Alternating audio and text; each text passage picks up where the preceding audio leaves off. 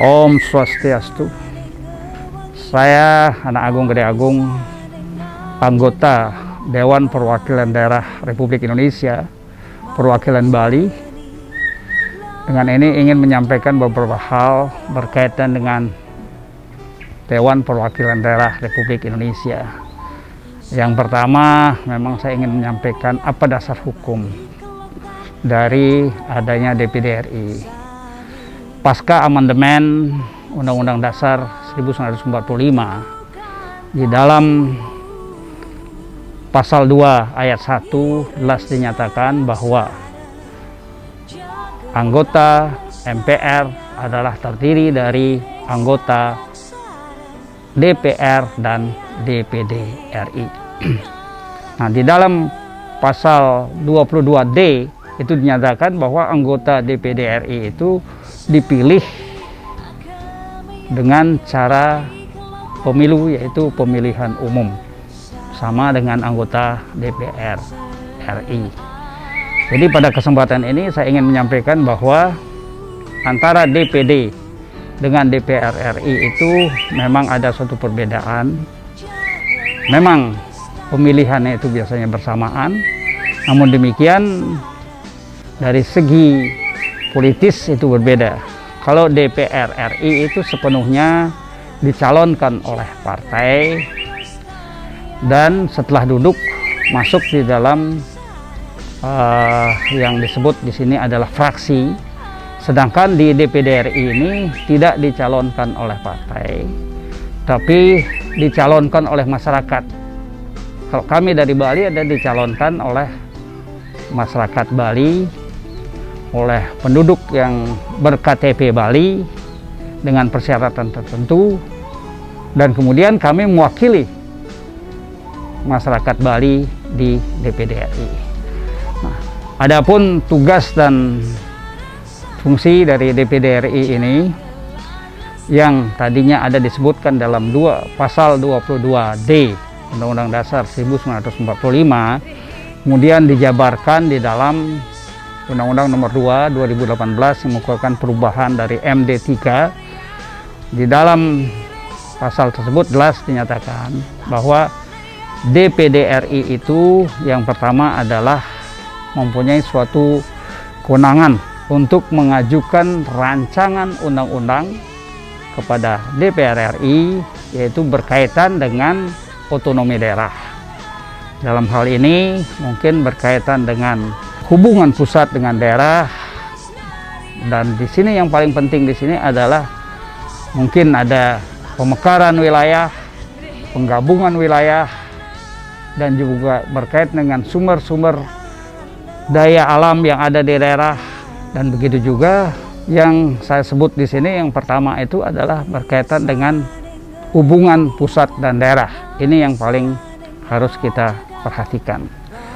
Dan yang kedua, DPD RI juga memiliki suatu kewenangan untuk memberikan pertimbangan, yaitu berkaitan dengan undang-undang APBN, jadi RAPBN, rencana undang-undang APBN ini, dan juga rencana undang-undang yang berkaitan dengan agama, pendidikan, dan pajak.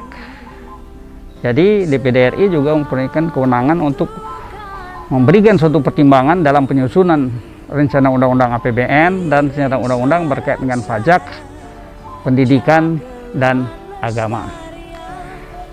Kemudian yang ketiga, DPD RI juga mempunyai kewenangan untuk memberikan suatu pertimbangan di dalam pemilihan anggota BPK RI, Badan Pengawas Keuangan. Dan yang keempat, DPD RI mempunyai kewenangan untuk melakukan pengawasan terhadap apa yang saya sampaikan tadi, yaitu mengenai otonomi daerah, berkaitan dengan hubungan pusat dan daerah, berkaitan pemekaran, penggabungan wilayah, sumber daya alam di daerah, dan sumber daya alam lainnya. Ini DPD RI juga mempunyai kewenangan untuk pengawasan. Yang terakhir, DPD RI juga mempunyai kewenangan menerima hasil pemeriksaan dari BPK RI untuk dijadikan pertimbangan di dalam memberikan pertimbangan terhadap rencana undang-undang APBN. Jadi itulah 5 hal itu yang merupakan kewenangan DPD RI yang perlu saya sampaikan. Nah, untuk menjalankan kewenangan tersebut, maka DPD RI memiliki alat-alat kelengkapan berupa komite, yaitu Komite 1 sebagian besar berkaitan dengan hubungan pusat dan daerah, berkaitan dengan otonomi daerah, itu kerjaan dari tugas wewenang dari Komite 1, dan Komite 2 yaitu berkaitan dengan sumber daya alam dan sumber daya alam lainnya, dan Komite 3 adalah berkaitan dengan pendidikan, agama, dan lain sebagainya, sedangkan Komite 4 bertugas untuk berkaitan dengan anggaran belanja, yaitu APBN, di dalam penyusunan APBN dan juga pengawasannya. Itulah jadi 4 alat kelengkapan utama yang bersifat tetap dari DPD RI dalam melaksanakan tugasnya. Di samping juga ada alat kelengkapan lain seperti misalnya badan kehormatan, panitia urusan rumah tangga, dan juga badan akuntabilitas publik, dan juga badan kerjasama parlemen. Itu ada juga alat-alat kelengkapan yang bersifat tetap. Nah, khusus mengenai Komite 3, kebetulan saya berada di Komite 3, jadi tugas saya ini memang melaksanakan tugas berkaitan dengan pengawasan di bidang pendidikan, di bidang keagamaan, di bidang kesejahteraan sosial, termasuk juga berkaitan dengan disabilitas, dan di bidang juga keolahragaan, dan juga bidang pariwisata, serta bidang-bidang lainnya yang berkaitan dengan kesejahteraan sosial, yaitu kesehatan terutama di sini. Itu tugas kami juga di bidang kesehatan, dan termasuk juga di dalamnya adalah bidang ekonomi kreatif. Jadi dalam pelaksanaan tugas saya di Komite 3, memang dari sejak kami dilantik tanggal 1 Oktober tahun 2019,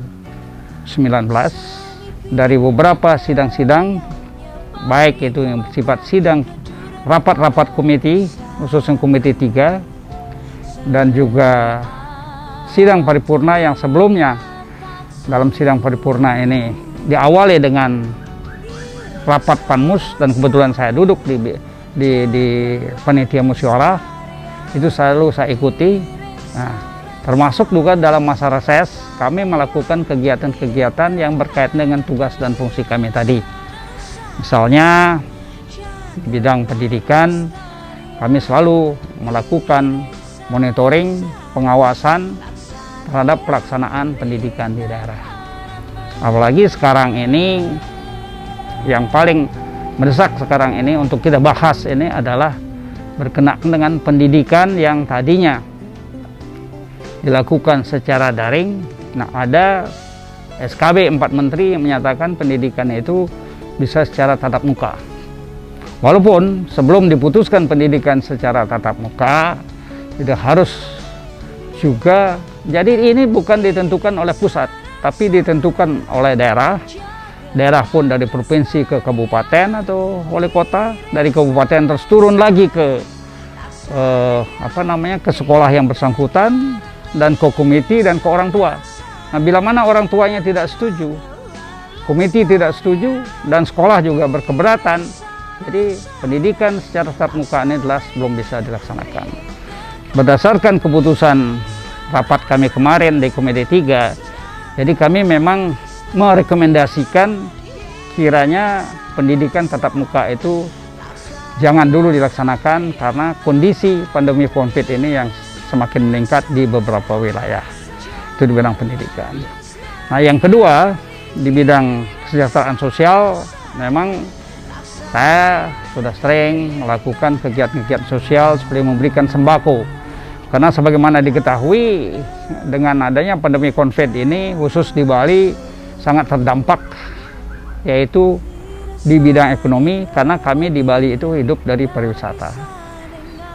Nah, karena terdampak di bidang ekonomi, sehingga banyak masyarakat Bali yang sangat berat dalam menjalani kehidupan kesehariannya, maka beberapa kali kami sudah memberikan bantuan sembako, baik itu di kalangan-kalangan tertentu maupun misalnya disabilitas, kalangan perempuan, anak-anak dan sebagainya, juga ke kalangan umum, termasuk di dalamnya di sini adalah kalangan-kalangan keagamaan tanpa memandang dari agama pun manapun juga. Dan di samping itu juga yang paling penting kami di bidang kesehatan. Di bidang kesehatan ini memang perlu saya sampaikan bahwa sangat intensif kami mengadakan pengawasan monitoring berkaitan dengan beberapa hal, termasuk yang terbaru ini yaitu berkaitan dengan vaksin untuk menangani pandemi COVID-19 ini. Nah, kami memang di media sudah menyampaikan supaya berhati-hati di dalam memberikan vaksin, karena vaksin ini harus mendapatkan persetujuan dari BPOM. Yang kita utamakan di sini adalah keselamatan masyarakat, keselamatan rakyat yang kita utamakan di sini.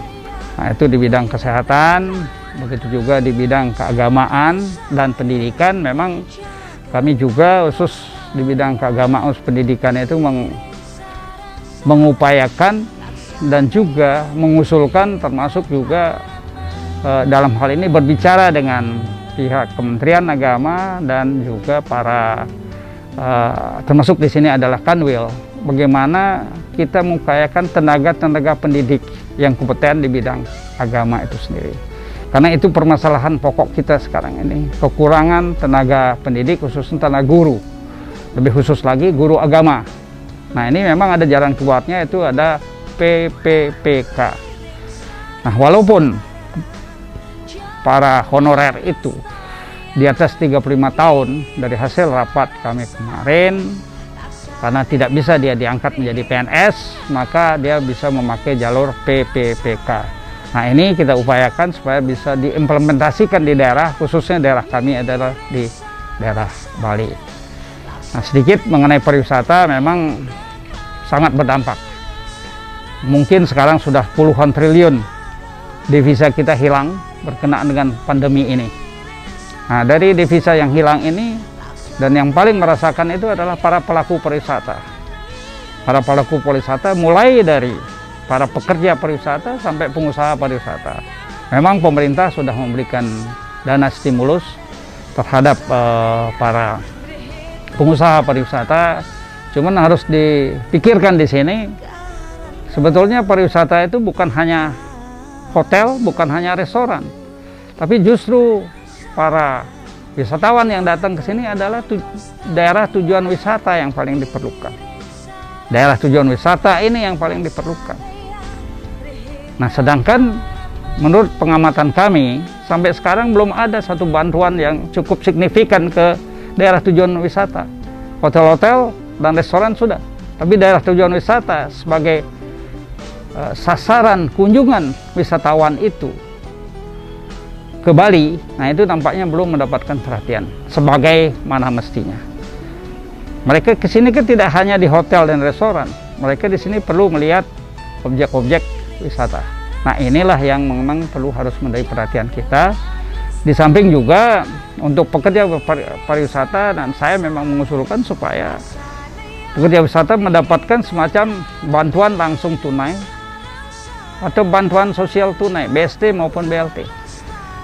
Karena tidak cukup hanya diberikan semacam pendidikan, semacam apa itu tidak cukup. Karena mereka sudah mempunyai keahlian, mereka sudah mempunyai skill mereka.